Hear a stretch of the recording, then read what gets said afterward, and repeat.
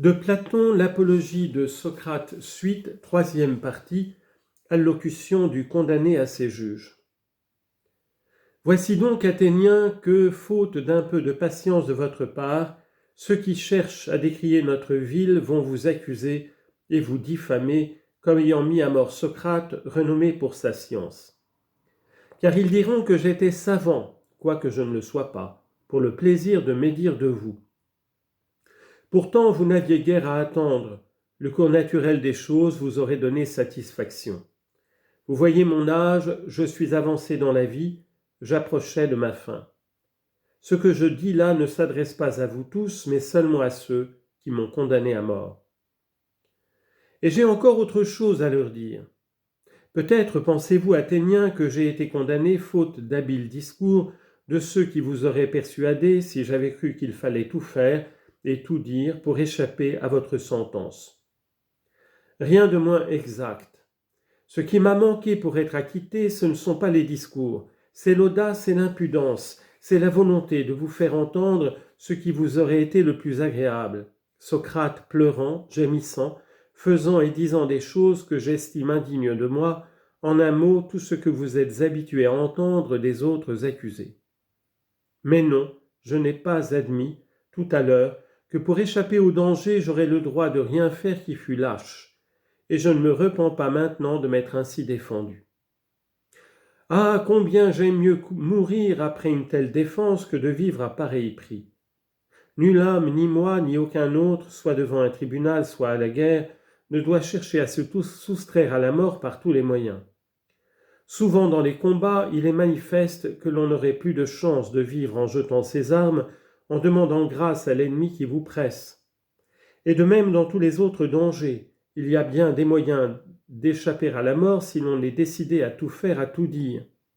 Seulement, prenez garde à ceux-ci jugent que le difficile n'est pas d'éviter la mort, mais bien plutôt d'éviter de mal faire. Le mal, voyez-vous, court après nous plus vite que la mort. Cela explique que moi qui suis vieux et lent, je me sois laissé attraper par le plus lent des deux coureurs, tandis que mes accusateurs vigoureux et agiles l'ont été par le plus rapide, qui est le mal. Aussi maintenant nous allons sortir d'ici, moi jugé par vous digne de mort, eux jugés par la vérité coupables d'imposture et d'injustice. Eh bien, je m'en tiens à mon estimation comme eux à la leur. Sans doute il fallait qu'il en soit ainsi, et je pense que les choses sont ce qu'elles doivent être. Quant à l'avenir, je désire vous faire une prédiction à vous qui m'avez condamné. Car me voici à cette heure de la vie où les hommes prédisent le mieux, un peu avant d'expirer. Je vous annonce donc, à vous qui m'avez fait mourir, que vous aurez à subir, dès que j'aurai cessé de vivre, un châtiment bien plus dur par Zeus que celui que vous m'avez infligé. En me condamnant, vous avez cru vous délivrer de l'enquête exercée sur votre vie. Or c'est le contraire qui s'ensuivra, je vous le garantis. Oui, vous aurez affaire à d'autres enquêteurs plus nombreux que je réprimais, sans que vous vous en soyez doutés. Enquêteurs d'autant plus importants qu'ils sont plus jeunes.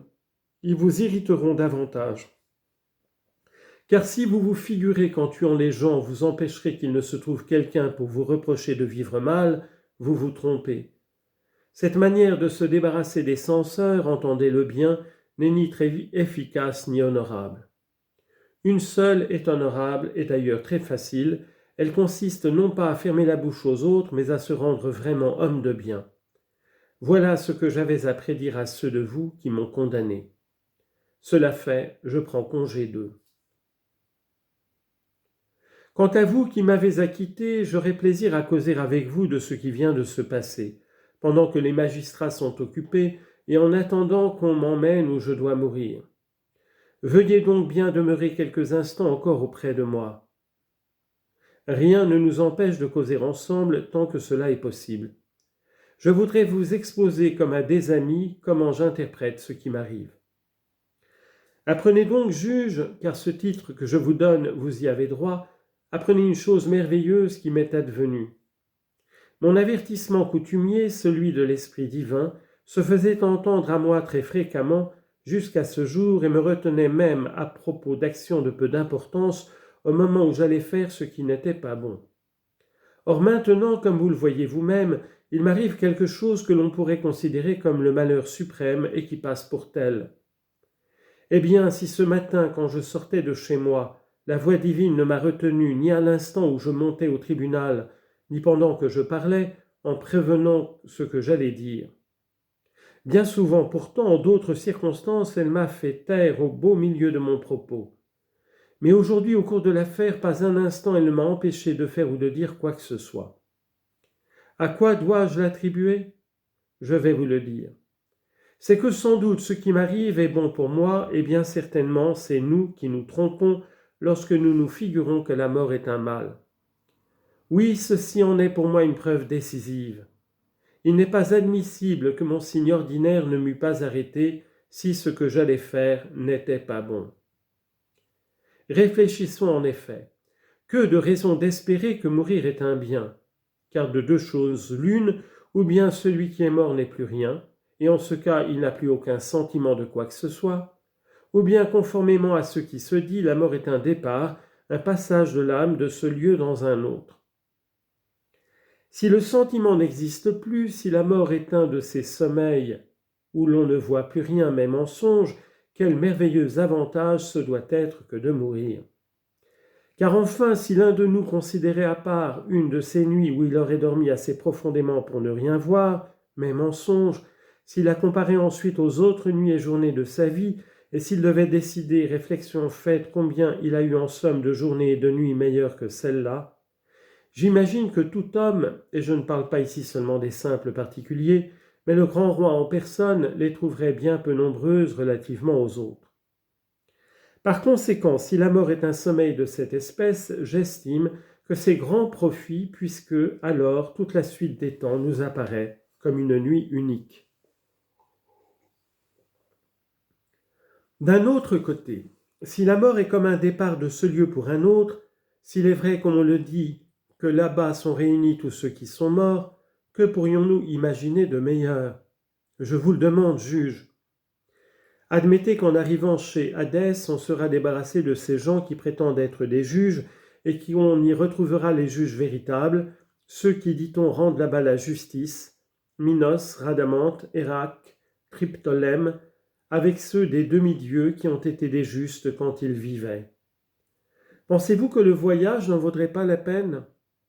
Ou encore, si l'on y fait société avec Orphée, Musée, Hésiode et Homère, que ne donneriez-vous pas pour en jouir ? Quant à moi, je voudrais mourir plusieurs fois si cela est vrai. Quel merveilleux passe-temps pour moi particulièrement que de causer là-bas avec Palamède et Ajax, fils de Télamone, ou avec tel autre héros du temps passé qui a pu mourir par suite d'une sentence injuste. Comparer mon sort au leur ne serait pas pour moi sans douceur, je pense, et j'aimerais surtout à examiner ceux de là-bas tout à loisir, à les interroger, comme je faisais ici, pour découvrir qui d'entre eux est savant et qui croit l'être tout en ne l'étant pas. Que ne donnerait-on pas juge pour examiner ainsi l'homme qui a conduit contre Troie cette grande armée, ou encore Ulysse, Sisyphe, tant d'autres hommes et femmes que l'on pourrait nommer ? Causer avec eux, vivre en leur société, examiner ce qu'ils sont, bonheur inexprimable. D'autant plus qu'à tout prendre, on ne risque pas dans ce milieu d'être mis à mort pour cela. Un des avantages que ceux de là-bas ont sur nous, c'est d'être désormais immortels, ou du moins, si ce qu'on dit est vrai. Cette confiance à l'égard de la mort, juge, vous devez l'éprouver comme moi, si vous prenez conscience seulement de cette vérité qu'il n'y a pas de mal possible pour l'homme de bien, ni dans cette vie, ni au-delà, et que les dieux ne sont pas indifférents à son sort. Le mien non plus n'est pas le fait du hasard, loin de là. Je tiens pour évident qu'il valait mieux pour moi mourir maintenant et être ainsi délivré de toute peine. C'est pourquoi mon avertissement intérieur ne m'a pas arrêté, et de là vient aussi que je n'en veux pas beaucoup à ceux qui m'ont condamné, ni à mes accusateurs. Il est vrai qu'ils avaient une autre pensée quand ils me condamnaient et m'accusaient. Ils croyaient bien me nuire, et en cela ils sont blâmables. Je ne leur demande pourtant qu'une seule chose, quand mes enfants auront grandi athéniens, punissez-les, en les tourmentant comme je vous tourmentais, pour peu qu'ils vous paraissent se soucier de l'argent ou de n'importe quoi plus que de la vertu. Et s'ils s'attribuent une valeur qu'ils n'ont pas, morigénez-les comme je vous morigénais, reprochez-leur de négliger l'essentiel et de se croire un mérite dont ils sont dénués. Si vous faites cela, vous serez juste envers moi et envers mes fils. Mais voici l'heure de vous en aller, moi pour mourir, vous pour vivre. De mon sort ou du vôtre, lequel est le meilleur? Personne ne le sait, si ce n'est la divinité. Fin de l'apologie de Socrate de Platon.